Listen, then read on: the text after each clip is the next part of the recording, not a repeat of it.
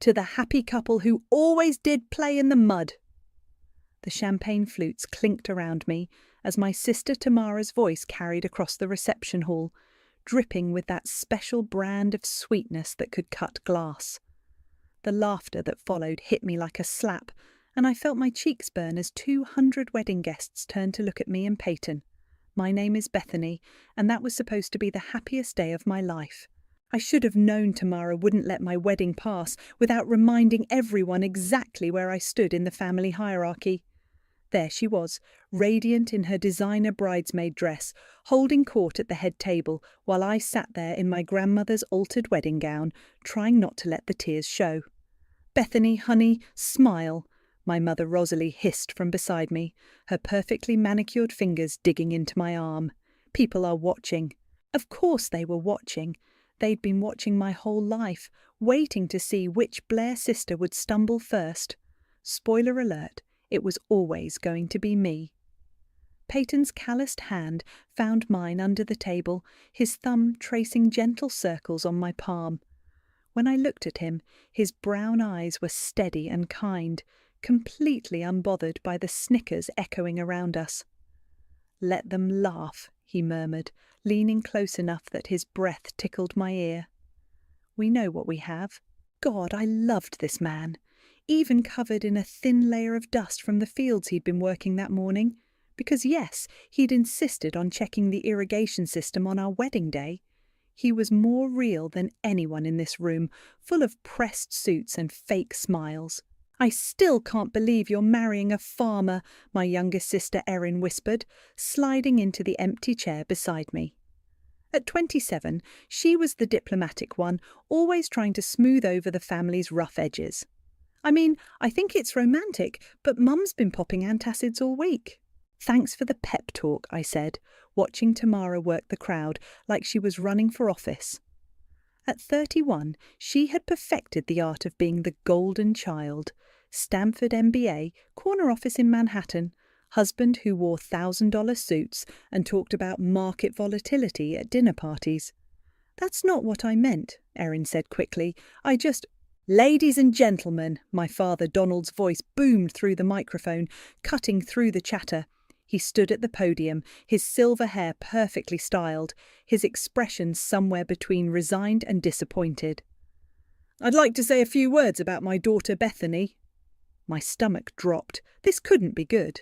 "Bethany has always been unique," he began, and I caught Tamara smirking behind her champagne glass. While her sisters focused on their careers and achievements, Bethany chose a different path. A simpler path. The word simpler hung in the air like a judgment. I felt Peyton's grip tighten on my hand. She's chosen to marry Peyton, a man who works with his hands and understands the value of hard work. Donald's pause felt deliberate, calculated. We wished them happiness in their humble life together. The applause was polite but lukewarm. I caught my mother dabbing at her eyes with a tissue, though I wasn't sure if they were tears of joy or mourning. "Your dad's really laying it on thick," Peyton said quietly, his voice steady, despite the insult wrapped in wedding wishes. "He's been practicing that speech for weeks," I replied, watching Tamara lean over to whisper something to her husband Elijah. They both laughed, and I didn't need to hear the words to know they were about me. This was my family. The people who should have been celebrating with me were instead treating my wedding like a funeral for my potential. Every achievement I'd ever earned, my college degree, my teaching awards, the small business I'd built selling organic produce, all of it dismissed because I'd chosen love over status. "You know what?" I said, standing up so abruptly that my chair scraped against the floor. The sound cut through the reception chatter, and suddenly everyone was looking at me again. I raised my water glass, because of course I was too practical to waste good champagne on a toast, and looked directly at my sister. "To family," I said, my voice carrying across the suddenly quiet room. "And to learning who really has your back when it matters." Tamara's smile faltered for just a moment, but she recovered quickly, raising her glass with the rest of the room. The toast felt like a line drawn in the sand, though I don't think anyone else realized it yet. As I sat back down, Peyton leaned over and whispered, "That's my girl." I had no idea how prophetic those words would turn out to be. 3 years later, I stood in Tamara's marble-tiled foyer holding a casserole dish that probably cost less than her doormat. The annual Blair family barbecue was in full swing, and I could already hear the familiar soundtrack of my childhood: clinking glasses, forced laughter, and the subtle art of one-upmanship disguised as conversation. "Bethany!" My mother's voice rang out as I stepped onto the pristine back patio. "There you are. We were just talking about the Hamptons house Tamara and Elijah bought." Of course they were. Tamara glided over in a flowing white sundress that probably cost more than my monthly grocery budget. Her smile was as perfectly maintained as her landscaping. "Oh, you brought food," she said, eyeing my casserole dish like it might contain something contagious. "How thoughtful." "Green bean casserole," I said, setting it down on the catering table next to the professionally prepared spread. "From our garden." "Is it organic?" Elijah appeared beside his wife, martini in hand, his polo shirt so crisp it could cut paper. "Or just basic?" The question hung in the air while several family friends turned to listen. I felt that familiar heat creeping up my neck. "It's homegrown," Peyton said quietly, stepping up beside me. His jeans were clean but worn, his button-down shirt simple cotton. Next to Elijah's designer everything, he looked like he'd wandered in from a different world. Right, Elijah nodded with exaggerated interest. "The farming thing, how's that going? Still playing in the dirt?" "We're doing well," I said, forcing my voice to stay level. "The farm's been profitable for 2 years running." Tamara laughed, the sound like wind chimes in a hurricane. "Profitable? Oh, honey, that's adorable. Elijah just closed a deal worth more than your little farm probably makes in a decade." "Actually," my father interjected, walking over with his bourbon, "I've been meaning to ask about that. This farming venture of yours, when are you planning to do something more substantial with your lives?" "Donald," my mother warned, but her tone suggested she wanted to hear the answer too. "We're happy," Peyton said simply. "The work is good. Honest work." "Honest work," Elijah repeated, swirling his martini. "That's one way to put it, though I have to say, watching you two at family events is like watching a nature documentary. Here we see the simple farm folk in their natural habitat." The group around us chuckled. I saw Erin wince from across the patio, but she didn't say anything. "At least we sleep well at night," I said, the words slipping out before I could stop them. The laughter died. Elijah's smile tightened. "What's that supposed to mean?" Tamara asked, her voice sharp enough to cut glass. "Nothing," I said quickly. "Just that physical work makes you tired." But the damage was done. I'd crossed some invisible line and everyone could feel it. "Well," my mother said with forced brightness, "who wants to see the new pool house?" The group dispersed, following Tamara toward the latest addition to her property empire. I started to follow, but Peyton caught my arm. "I'm going to check on the truck," he said. "Make sure we didn't leave the windows down." I knew he just needed air. These gatherings were harder on him than he let on, watching his wife get picked apart by her own family while he stood there powerless to stop it. "I'll come with you," I said, but he shook his head. "Stay. Enjoy your family." The word enjoy carried weight we both understood. I found myself alone by the pool, watching the sun reflect off water that probably cost more to maintain than we spent on groceries. The sound of laughter drifted from the pool house tour, and I wondered what it would feel like to belong in that group instead of always standing on the outside looking in. "They're being awful today," Erin said, appearing beside me with 2 glasses of wine. "Today?" I took the glass gratefully. "This is just Tuesday for them. It's not always like this." "Isn't it?" I turned to look at her. When was the last time anyone in this family asked about my life without it being a setup for a joke? Erin was quiet for a moment. "Things have been tense lately, with Elijah's work, I mean. Tamara's been stressed." "Stressed about what?" "I probably shouldn't say anything." "Erin." She glanced around, then leaned closer. Some of his investments haven't been going well, big ones. Tamara's been making comments about having to adjust their lifestyle. Before I could respond, Tamara's voice cut across the patio like a blade. "Bethany, come settle a debate for us."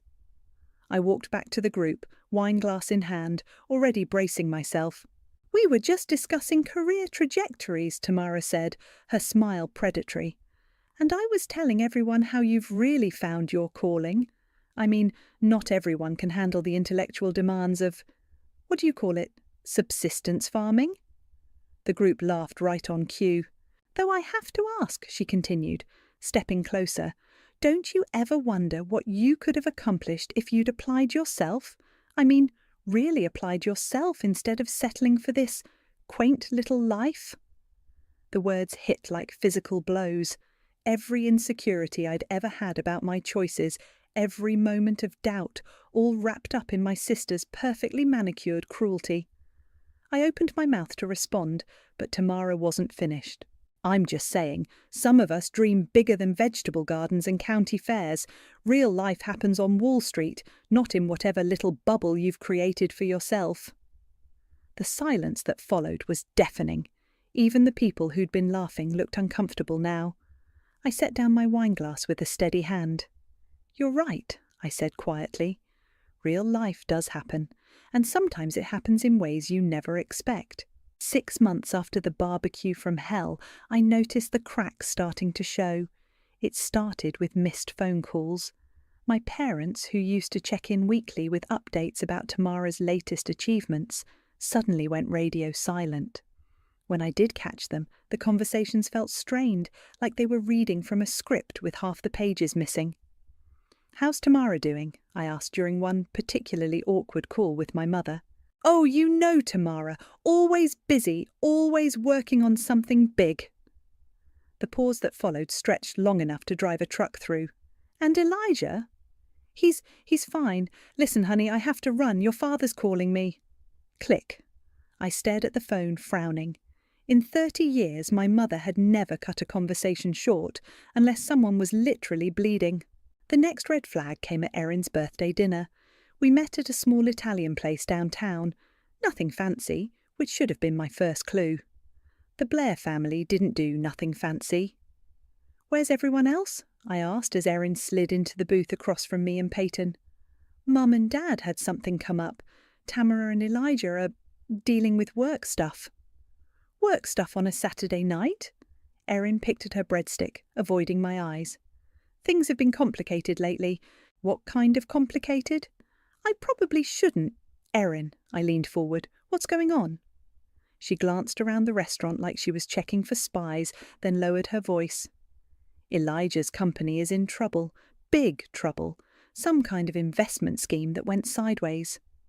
I felt a little flutter in my chest, not quite satisfaction, but something close to it. I pushed the feeling down, ashamed of myself. "How bad?" "Bad enough that they had to put the Hamptons house on the market, and the boat, and Tamara's been calling around asking family members for short-term loans." The flutter got stronger. I took a sip of water to hide my expression. "Have they asked you for money?" Peyton asked quietly. "Not yet, but I think that's only because I don't have any to give." Erin finally met my eyes. "They haven't called you, have they?" "No," I said. "But then again, we're just simple farm folk. What would we know about real money?" Erin winced. "You heard about that?" "I was there, remember? Front row seat to the Tamara show." "She's been different lately, stressed, snapping at everyone. Even the golden child has bad days, I guess." We ate in relative silence after that, but I could feel Peyton watching me. He knew me well enough to recognize the wheels turning in my head. Later that week, we were harvesting the late summer tomatoes when my phone rang. Unknown number. "Hello?" "Bethany." The voice was shaky, older than I remembered. "It's your mother." "Mum, are you okay? You sound—" "I'm fine, sweetheart, just tired. Listen, I was wondering, could you come by the house this weekend? There's something we need to discuss, as a family." The words sent a chill down my spine. In Blair family speak, something we need to discuss as a family was never good news. What kind of something? It's better if we talk in person. Can you come Saturday afternoon, around 2? I looked at Peyton, who was pretending not to eavesdrop while loading tomatoes into crates. His shoulders were tense. I guess so. Should I bring anything? Just yourself, and Peyton, of course. The line went dead, leaving me staring at my phone. Family meeting? Peyton asked without looking up. Sounds like it. He straightened, wiping his hands on his jeans. About what? She wouldn't say, but given what Erin told us. They're going to ask us for money. It wasn't a question. We both knew it was true. That night, I lay in bed staring at the ceiling while Peyton's breathing evened out beside me. Part of me, a bigger part than I wanted to admit, was almost excited.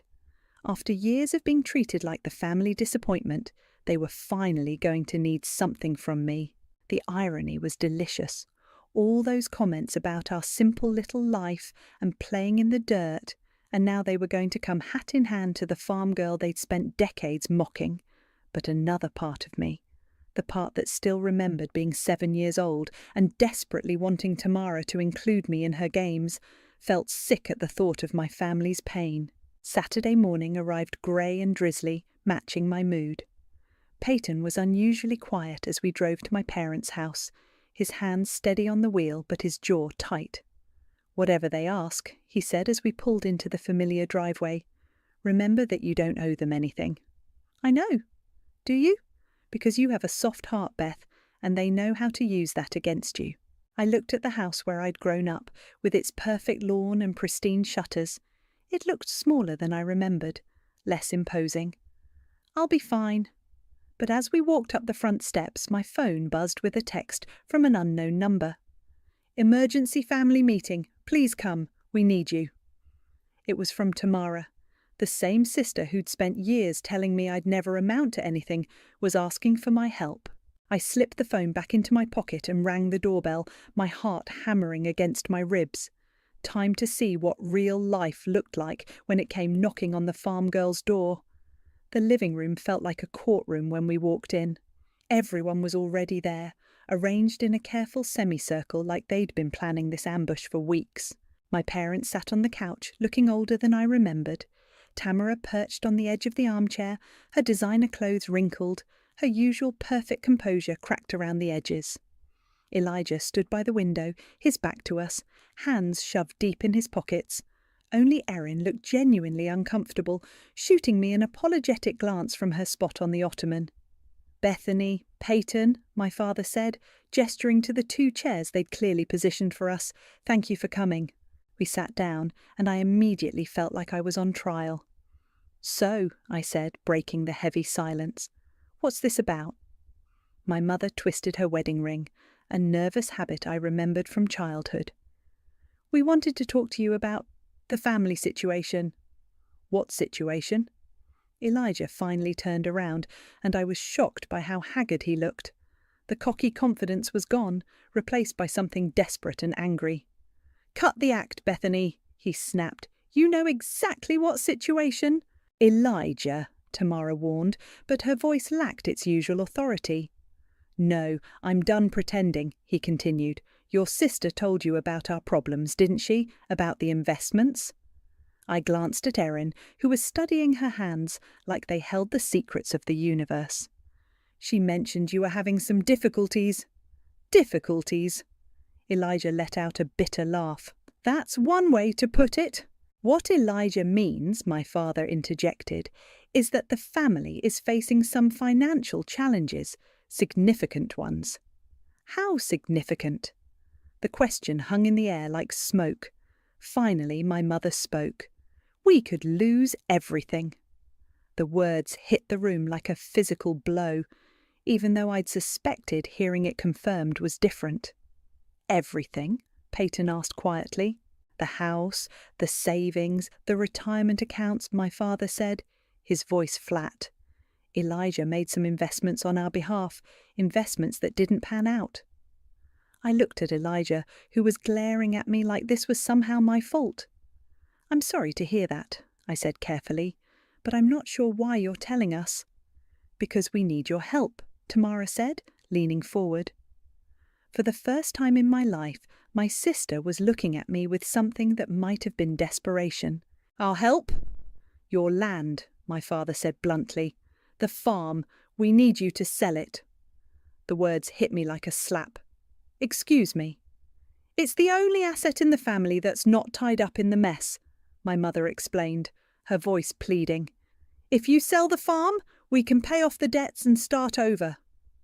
I felt Peyton's hand find mine, his grip steady and warm. "You want us to sell our home," I said slowly, "to fix your mistakes." "It's not about mistakes," Elijah said, his voice rising. "It's about family, about doing what's right." What's right? The words came out sharper than I intended. What's right is asking your family to sacrifice everything they've worked for. "You've worked for?" Tamara stood up, her composure finally cracking completely. "Bethany, you're playing house on a patch of dirt. This is real life, real consequences."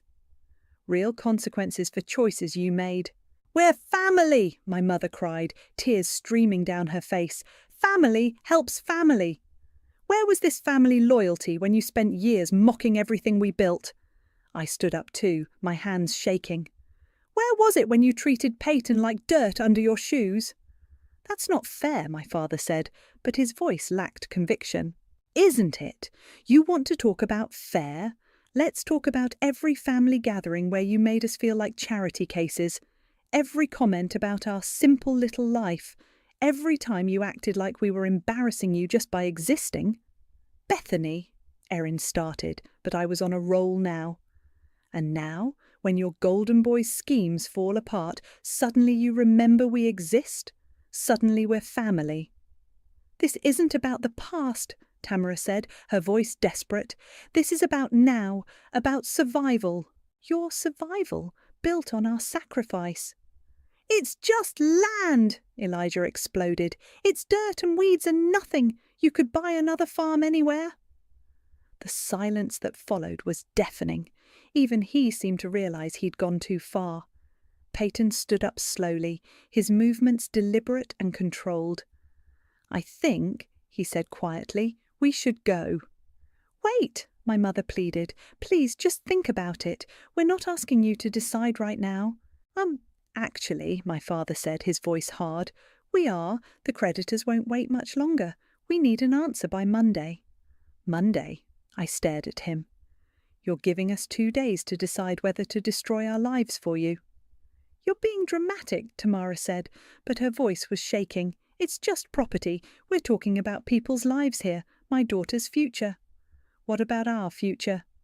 "You don't have children," she shot back. "You don't understand what's at stake." The words hit like a physical blow, the unspoken implication that our childless marriage somehow made our lives worth less, hung in the air between us. Peyton's jaw tightened, and I saw his hands clench into fists. "We're leaving," I said, grabbing my purse. "Bethany, please," my mother called as we headed for the door. "Just think about it, please." I turned back one last time, looking at these people who shared my blood but felt like strangers. "I'll think about it," I said. "But you should think about something too. You should think about what kind of people ask their family to lose everything to save them from their own mistakes." As we walked to the truck, my father's voice followed us out. "You'll come to your senses once you realise what you owe us, Bethany, what we've done for you over the years." Peyton's hand was on the truck door, but he paused, his knuckles white against the metal. "What we owe them," I said, loud enough for everyone to hear. "After 30 years of being treated like the family disappointment, what exactly do we owe them?" No one had an answer for that. At least, not one they were willing to say out loud. The drive home was silent, except for the sound of gravel crunching under our tyres. Peyton's knuckles were still white on the steering wheel, and I could practically feel the anger radiating off him in waves. We pulled into our driveway, and I stared at our modest farmhouse, the place my family wanted us to sacrifice like it meant nothing. The evening light made the fields look golden, peaceful. Everything I'd ever wanted was right here. "I need to show you something," Peyton said as we got out of the truck. "Peyton, I'm not selling. I don't care what they—" I know you're not selling. That's not what this is about. He headed toward the barn, his stride purposeful. There are things I should have told you years ago. I followed him, confused. What things? Instead of answering, he led me to the back of the barn where he kept his office. I'd been in there 1,000 times, but he went straight to a filing cabinet I'd never seen him open. "Sit down," he said, pulling out a thick manila folder. "Peyton, you're scaring me." "I'm not trying to scare you. I'm trying to show you who we really are." He opened the folder and spread papers across his desk. "What we really are." I leaned forward, squinting at the documents. Legal papers, patents, financial statements with numbers that made my head spin. "What is all this?" "This," he said, pointing to a patent document, "is the irrigation system we use on the North Field, the one I cobbled together from spare parts." I read the header, "Patent granted to Peyton Stone for Advanced Precision Agriculture Irrigation System." "You patented it?" 3 years ago. It's being used on farms across the Midwest now." He pulled out another document. "This is the soil analysis software I've been working on, the program that helps us know exactly when and where to plant." Another patent, another document with Peyton's name at the top. "I don't understand. Why didn't you tell me?" "Because I wanted to be sure. I wanted to build something real before I started talking about it." He sat down across from me, his expression serious. "Beth, our patch of dirt isn't just a farm. It's a research and development facility. Everything we grow here, every system we test, it's all part of something bigger." My head was spinning. "How much bigger?" He pulled out a financial statement and slid it across the desk.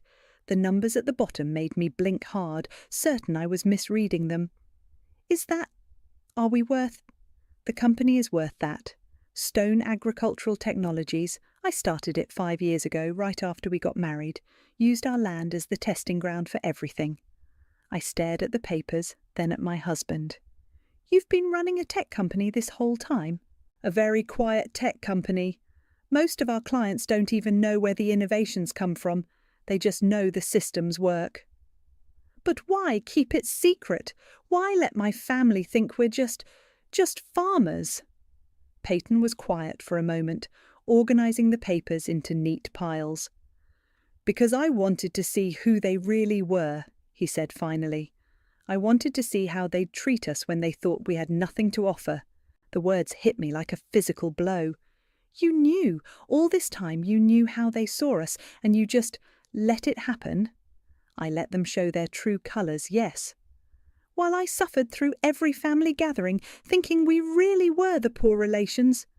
"Beth, do you have any idea how that felt? Sitting there while they mocked everything we'd built, thinking maybe they were right. Maybe I had thrown my life away." Peyton reached for my hand, but I pulled back. "You let me doubt myself. You let me think we were struggling while you were sitting on all this." "We were never struggling. Our bills were always paid. We never wanted for anything. That's not the point." I stood up, pacing to the window. "The point is, you let me feel small. You let them make me feel small. I never wanted that. But you allowed it." The silence stretched between us, heavy with years of unspoken truths. "There's more," he said quietly. I turned back to him. "More what?" "Elijah's company, the investments that failed." Peyton pulled out another folder. "He bet against us, against Stone Agricultural Technologies." The words didn't make sense at first. "What do you mean?" "He shorted our stock, put his clients' money, including your parents' retirement fund, on a bet that our company would fail." I sank back into the chair, the full picture finally coming into focus. He lost their money betting against us? Every penny. He was so convinced that anything connected to simple farmers had to be worthless that he staked everything on our failure. My phone buzzed on the desk. Text message from Erin. "They're coming to the farm tomorrow, all of them. Dad says they won't take no for an answer." I showed Peyton the message. He read it, then looked up at me with something that might have been anticipation. "Good, Ga," he said.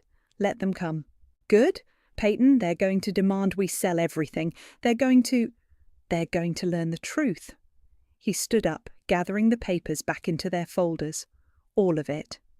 What are you planning? I'm planning to give them exactly what they've been asking for all these years.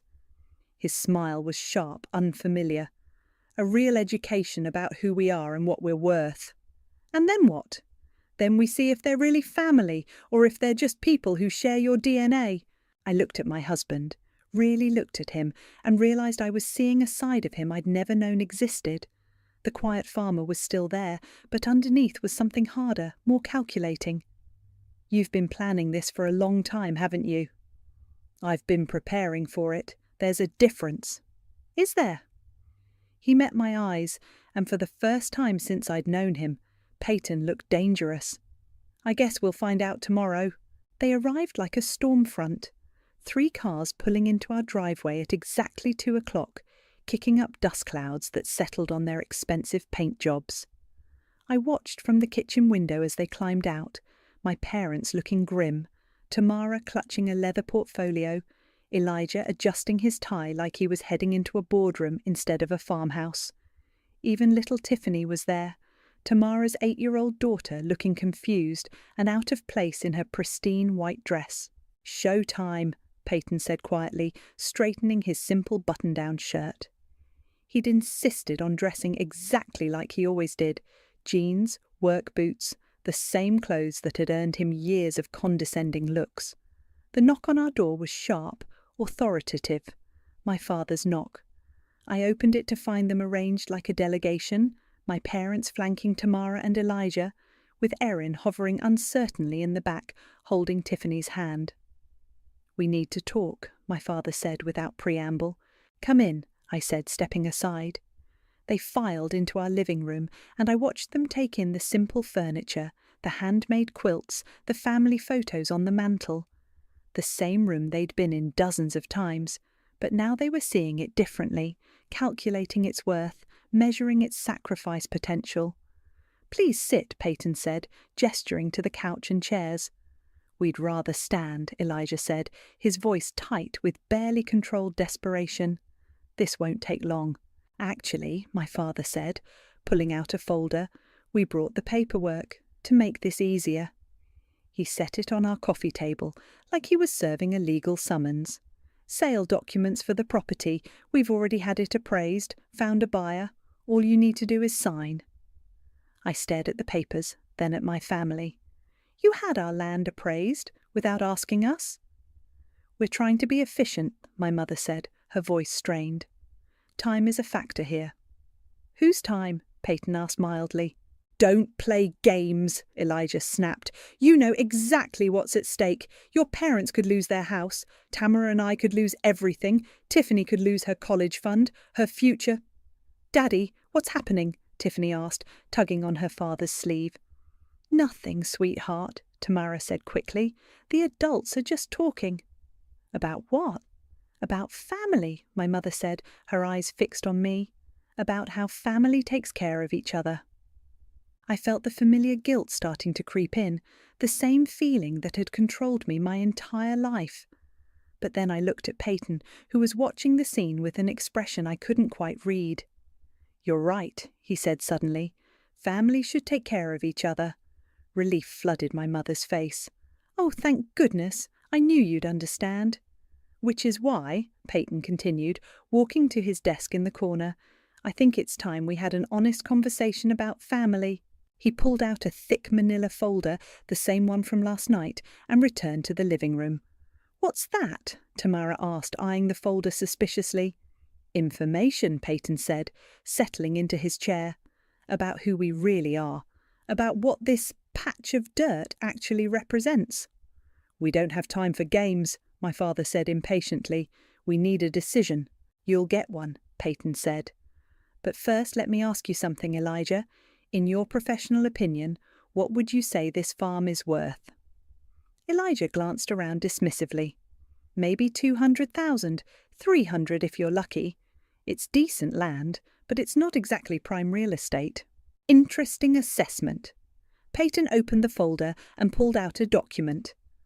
What if I told you that this patch of dirt is actually the research and development headquarters for a company worth $50 million? The room went dead silent. What? Tamara said faintly. Stone Agricultural Technologies, Peyton continued conversationally. Maybe you've heard of it. Your husband certainly has. Elijah's face went white. That's impossible. Is it? Peyton pulled out another document. Patent number 10,847,392. Advanced Precision Agriculture Irrigation System. Inventor, Peyton Stone. Filed 3 years ago, currently licensed to farms across 12 states. He set the patent on the coffee table next to the sale documents. Patent number 11, 203,047. Predictive Soil Analysis Software. Also mine. Licensed to agricultural companies nationwide. Another document joined the first. Should I continue? Because I have about 30 more patents here, all developed right here on this worthless patch of dirt. My mother was staring at the papers like they were written in a foreign language. I don't understand. It's simple, Peyton said. While you were all busy looking down on us, we were building something significant. But you're just a farmer, my father said weakly. I'm a farmer who happens to hold a PhD in agricultural engineering from MIT. I'm also the CEO of a company that revolutionizes how food is grown in this country. Tamara sank into the nearest chair. This can't be real. Oh, it's real. Peyton pulled out a financial statement. Want to see our quarterly earnings? The numbers on the page made Elijah physically recoil. But wait, Peyton said, his voice taking on a harder edge. There's more. Elijah, you mentioned being familiar with Stone Agricultural Technologies. I might have heard the name. You did more than hear it. You bet against it. You convinced your clients, including Bethany's parents, to short our stock. The silence was deafening. You lost their retirement money betting that we would fail, Peyton continued. You were so convinced that anything connected to simple farmers had to be worthless that you staked everything on our destruction. Elijah's mouth opened and closed like a fish gasping for air. The beautiful irony, Peyton said, standing up, is that you didn't just lose their money, you lost it to us.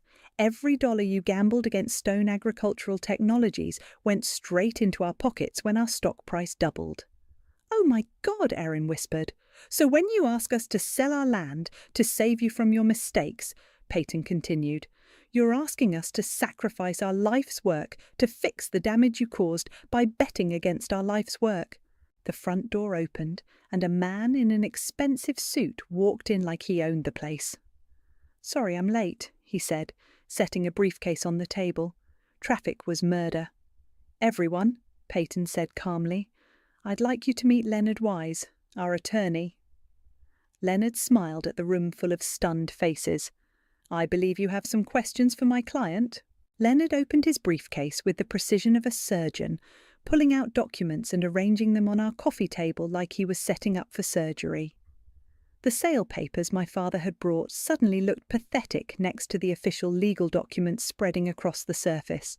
Let's start with the basics, Leonard said, adjusting his glasses. The property in question is owned outright by Stone Agricultural Technologies, a corporation wholly owned by Peyton and Bethany Stone. No liens, no mortgages, no encumbrances of any kind. That's impossible, my father said. We helped them with the down payment, which was repaid in full with interest 18 months after the purchase. Leonard interrupted smoothly. I have the cancelled cheques right here. He slid a document across the table. My father stared at it like it might bite him.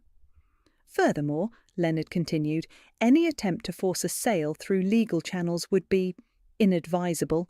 The property is protected under several agricultural preservation statutes, and the ongoing research conducted here has federal grant protections. Federal grants? My mother whispered. Oh yes, Peyton said. The Department of Agriculture has been very interested in our work. We're currently developing drought-resistant crop systems that could revolutionize farming in climate-affected regions. Elijah finally found his voice.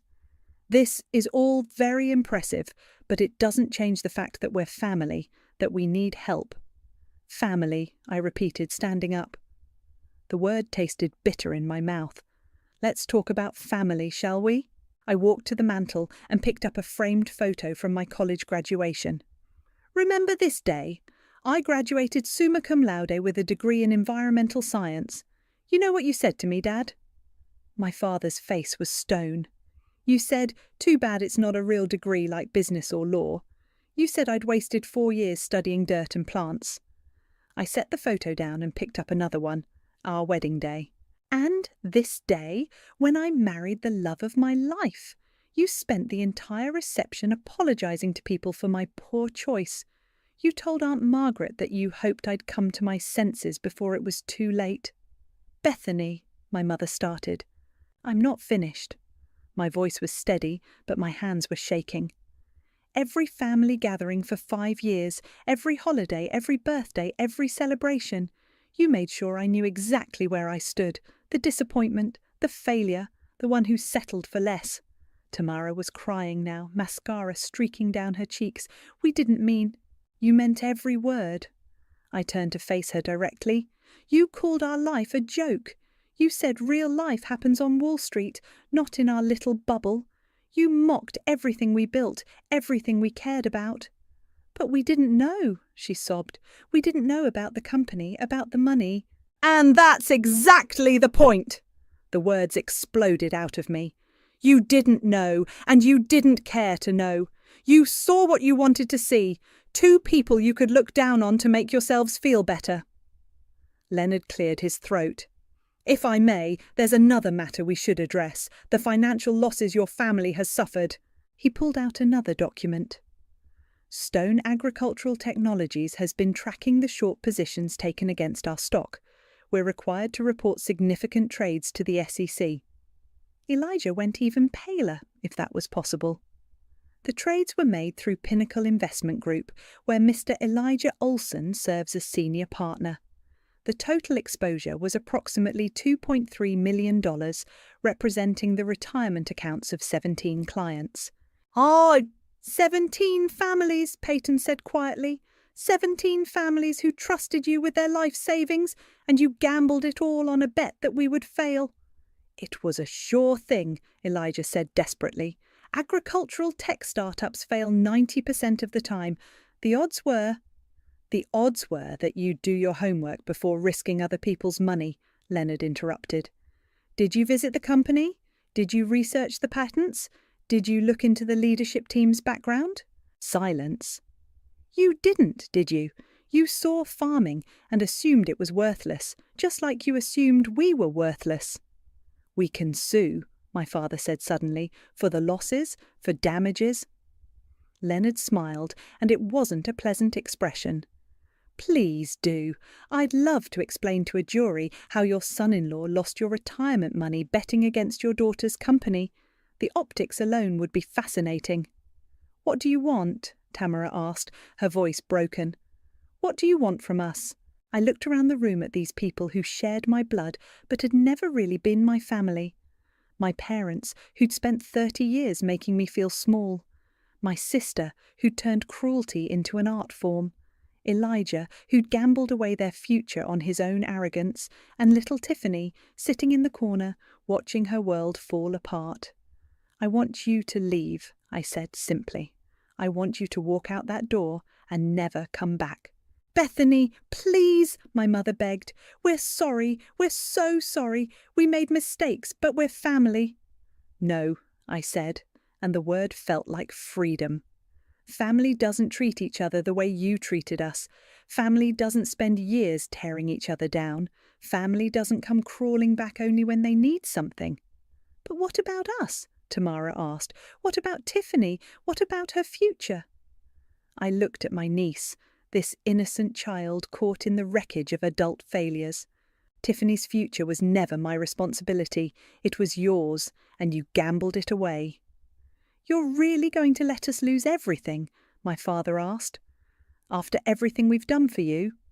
Everything you've done for me? I laughed, and it sounded harsh even to my own ears. What exactly have you done for me, Dad, besides spend 30 years making me feel like I wasn't good enough? He had no answer. The meeting is over, Peyton said, standing up. "Leonard, would you escort our guests out?" "Wait," Tamara said, desperation making her voice shrill. "You'll regret this, Bethany. You'll regret turning your back on family. When you're old and alone, you'll remember this day and wish you'd made a different choice." I met her eyes, and for the first time in my life I wasn't afraid of my sister. "You're right," I said. "I will remember this day. I'll remember it as the day I finally stopped letting you define my worth." They filed out like mourners leaving a funeral, taking their demands and their entitlement with them. Through the window, I watched them drive away, leaving nothing but dust clouds and silence. For the first time in 30 years, I was free. The silence after they left felt different than any quiet I'd ever experienced. Not empty, full, like the air itself had been holding its breath and could finally exhale. Leonard packed up his briefcase with the same methodical precision he'd used to unpack it. "Well," he said, snapping the latches shut, "that went about as expected." "You've done this before?" I asked. "Not exactly like this, but I've seen enough family dynamics to know how these things play out." He straightened his tie. "People show you who they are when they're desperate. Your family showed you. And now? Now you move forward, without them." After Leonard left, Peyton and I sat on our front porch, watching the sun set over our fields, the same fields my family had called worthless dirt just hours earlier. "Do you think I was too harsh?" I asked. Peyton was quiet for a long moment, his fingers tracing patterns on the porch railing. "Do you remember what Tamara said at our wedding, about us playing in the mud? Hard to forget. I knew that day that this moment would come eventually, maybe not exactly like this, but something like it." He turned to look at me. "They never saw us, Beth. They saw what they wanted to see, people they could feel superior to. But they're still my family." "Are they?" The question hung between us like morning mist. Before I could answer, my phone rang. Erin's name flashed on the screen. "I should probably—" "Take it," Peyton said. "She's different from the rest." I answered on the third ring. "Hello?" "Beth?" Erin's voice was thick with tears. "I'm so sorry. I'm so sorry." "Erin, no, let me say this. I knew how they treated you, and I never stood up for you. I told myself I was staying neutral, but there is no neutral when someone you love is being hurt." I closed my eyes, feeling tears I hadn't expected. "You were caught in the middle. I was a coward, and now, God, Beth, the things they're saying about you. Dad's telling everyone you abandoned the family. Mum's acting like you personally destroyed their lives. And Tamara—" "What about Tamara?" "She's bitter, really bitter. She keeps saying you planned this whole thing, that you and Peyton set them up somehow." "We didn't set anyone up. We just stopped pretending to be less than we are. I know that. I know you, even if I didn't defend you like I should have." Erin's voice cracked. "Can you ever forgive me?" I looked out at our land, at the life Peyton and I had built together despite everything. "You're calling me now. That counts for something. I want to see you, not to ask for anything, just— I miss my sister, the real one, not the version they tried to make you into. Come for dinner Sunday, bring whoever you want, but leave the drama at home. Just me, I promise." After I hung up, Peyton reached over and took my hand. One down. "Think any of the others will come around?" "Does it matter?" I considered that. A week ago, the thought of losing my family would have terrified me.